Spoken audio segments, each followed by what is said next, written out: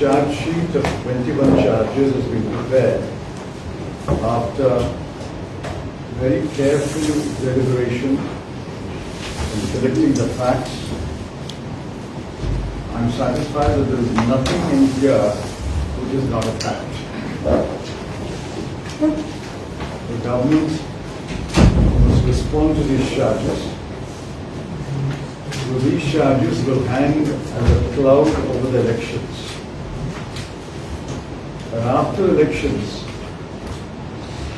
if the Congress forms a government, obviously we will have to investigate these charges. It is not as though we will make the charges today and go away tomorrow.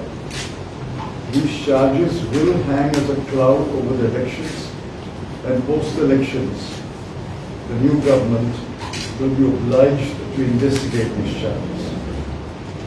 There are specific charges against ministers, and those ministers will be required to answer those charges.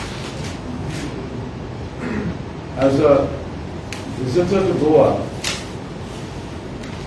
I was shocked by some of the charges. Firstly, the environmental disaster that has been wrought in Goa over the last 10 years.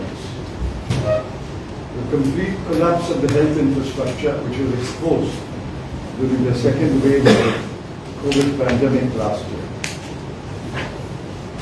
The very disastrous financial state of Goa, with a debt of almost 27,000 crore. All that the government can do is service that debt. There is simply no money for any kind of developmental activity.